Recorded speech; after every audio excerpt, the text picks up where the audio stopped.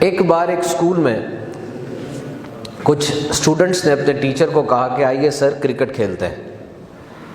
استاد صاحب مان گئے اور کرکٹ شروع ہو گئی۔ استاد صاحب نے 1 اوور کھیلا اور 5 بالوں میں 2 سکور بنائے اور 6ٹی بال پر کلین بولڈ ہو گئے۔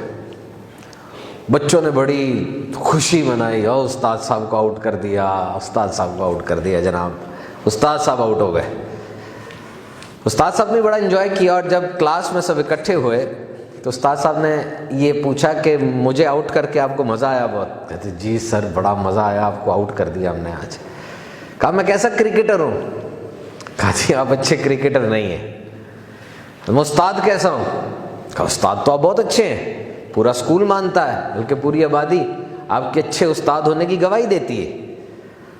استاد صاحب مسکرا کے کہنے لگے واقعی میں ٹیچر اچھا ہوں، جن لوگوں کو مجھ سے اختلاف ہے نا نظریاتی طور پہ، وہ بھی مجھے اچھا ٹیچر کہتے ہیں، لیکن ایک بات بتاؤں؟ کہتے جی میں اچھا اسٹوڈنٹ نہیں ہوتا تھا۔ I was not a shining student. I used to bunk classes and I was not a sharp student. میں اچھا اسٹوڈنٹ نہیں تھا، لیکن آج میں اچھا ٹیچر ہوں۔ کیوں؟ وجہ پتہ ہے؟ کہا نہیں جی۔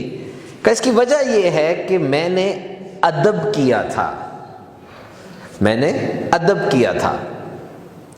ایک دفعہ ہمارے استاد صاحب کے گھر میں دعوت تھی، میں دعوت کا ارینجمنٹ کرنے والا تھا، تو کچن میں برف پڑی تھی، برف کو توڑنا تھا، لیکن کوئی آلہ نہیں تھا برف کو توڑنے والا، کوئی سوا وغیرہ، تو میں نے ہاتھ سے مکہ مار کے برف کو توڑ دیا، اور پھر جو برف ٹوٹی تھی اس کو فوراً دیوار پہ مارا۔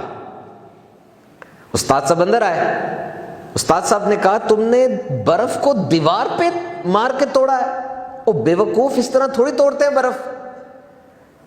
اور کئی دن تک استاد صاحب پھر سب کو بتاتے رہے کہ یہ دیکھو یہ کیسا احمق ہے، یہ برف کو دیوار میں مار کے توڑتا ہے، اور وہ جی سر احمق بن کے سر ہلاتا رہا۔ اس نے استاد کو کیوں نہیں بتایا کہ میں نے ہاتھ سے توڑی؟ اس لیے نہیں بتایا کہ استاد صاحب ایک ہاتھ سے معذور تھے، اور اگر ان کو بتا دیا جاتا کہ میں نے جوانی کے زوم میں اور طاقت میں ہاتھ سے توڑ دی ہے تو ظاہری بات ان کو فیل ہوتا۔ وہ کہتا آج تک میرے استاد کو پتہ نہیں چل سکا کہ میں نے وہ برف ہاتھ سے توڑی تھی، اور آج میں بہت بڑا استاد ہوں۔ تو یاد رکھیں ہمیشہ جیت جانا یہ ضروری نہیں ہوتا، کبھی کبھی ہار بھی جانا چاہیے۔ ہارنا جو ہے نا یہ کبھی کبھار بہت سی جیت کے راستے کھول دیتا ہے۔ apparent winning and apparent losing, these two things are very different. یہ دو چیزیں بہت زیادہ مختلف ہیں۔ جنید پورے بادشاہت میں ایسا کوئی پہلوان نہیں تھا، کسی نے اس کی کمر زمین پہ نہیں لگائی تھی، شاہی پہلوانوں میں جنید کا بڑا نام تھا۔ اچانک کسی دن ایک کمزور سے فرد نے آ کے چیلنج کر دیا بادشاہ کے سامنے کہ that I will fight with your پہلوان، I will fight with your wrestler, let's have a bout۔ بادشاہ نے کہا آپ کمزور سے آدمی ہیں، جنید کا تو آپ دیکھیے کیسا قد کاٹ ہے، اس کو کون ہرا سکتا ہے؟ کہا میں اس سے لڑوں گا۔ مقابلے کی ڈیٹ فائنل ہو گئی، جنید آیا، اپنے آپ کو ذرا ریڈی کرتا ہوا میدان میں اترا۔ وہ کمزور سے جو آدمی تھے وہ آگے بڑھے اور جنید کے کان میں کہنے لگے سن لو میں سید ہوں، میں سادات گھرانے سے ہوں اور میں محتاج ہوں۔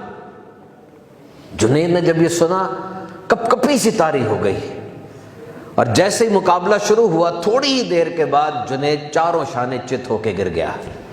بادشاہ نے کہا نہیں دوبارہ مقابلہ ہوگا، پھر دوبارہ مقابلہ ہوا، پھر ہار گیا۔ 3 دفعہ جب ہارا بادشاہ نے کہا صحیح صحیح بتاؤ معاملہ کیا ہے؟ جنید کہنے لگا یہ سادات گھرانے سے ہے، اور میرا یہ ظرف گوارا نہیں کرتا تھا کہ میں اس سے جیتوں۔ اسی رات جنید کے خواب میں نبی مکرم صلی اللہ تعالی علیہ وسلم کی خواب میں زیارت ہوئی۔ آپ تشریف لائے اور کہنے لگے تم نے میرے خاندان والوں کے ساتھ جو برتاؤ اور سلوک کیا ہے میں اسے بڑھ کے تم سے برتاؤ اور سلوک کروں گا۔ اور پھر دنیا جانتی ہے سید الطائفہ جنید بغدادی رحمت اللہ تعالی علیہ، کیا شان ہوئی۔ اب آپ سمجھے کہ آپ اپنے ماں، اپنے باپ، اپنے استاد کے ساتھ کبھی جیتنے کی کوشش نہ کریں، صرف ان سے ہار جائیں پوری دنیا سے جیت جائیں گے آپ۔